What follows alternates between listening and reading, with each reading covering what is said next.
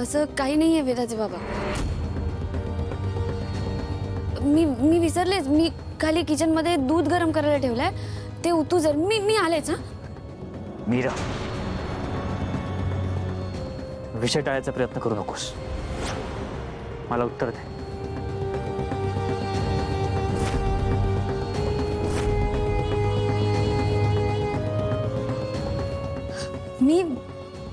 मी खरं काय तेच सांगते. हो, मग एक काम कर, हेच माझ्या डोळ्यात बघून बोल.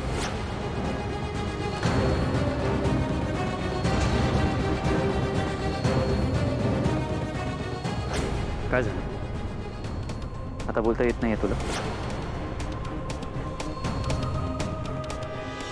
हो, खरं आहे तुमचं. मी मायाला अजून माझी बहीण म्हणून स्वीकारलेलं नाहीये. ते माहितीये मला मीरा, पण का?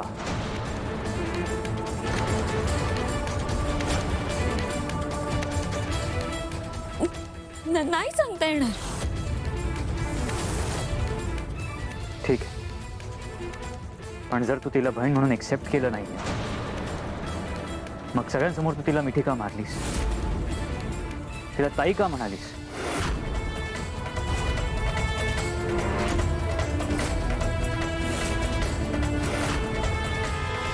वेदाचे बाबा, मला आत्ता नाही सांगता येणार तुम्हाला. सोडून द्या ना हा विषय तुम्ही. सोडून देऊ? मीरा, आपण इतकी धावपळ केली ते यासाठी सोडून द्यायला? हे बघा, मला तसं म्हणायचं नाहीये. मग काय म्हणायचंय? आहेत ना सगळ्या गोष्टी क्लिअर? एक गोष्ट आहे. तेच जाणून घ्यायचा प्रयत्न करतोय. काय ती गोष्ट? तेच विचारतोय. सांग मला. तुम्हाला सगळं आत्ताच ऐकून घ्यायचंय का? मी म्हणाले ना तुम्हाला, मी सांगेन. का हट्ट करताय तुम्ही? कारण तुला असं टेन्शन मध्ये नाही बघू शकत मी. काळजी वाटते तुझी, प्रेम आहे तुझ्यावर.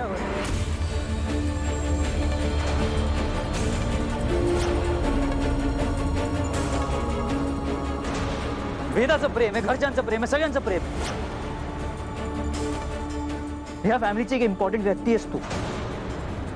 तुला असं टेन्शन मध्ये बघून त्यांना बरं वाटेल का?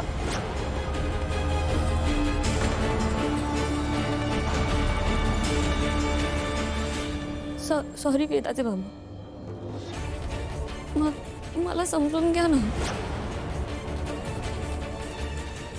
मी तुम्हाला नक्की सांगेन. मला फक्त थोडासा वेळ हवा. मला फक्त हे सिद्ध करायचंय की ती माया माझी बहीण नाहीये. तोपर्यंत माझ्यावर विश्वास ठेवा ना, प्लीज प्लीज.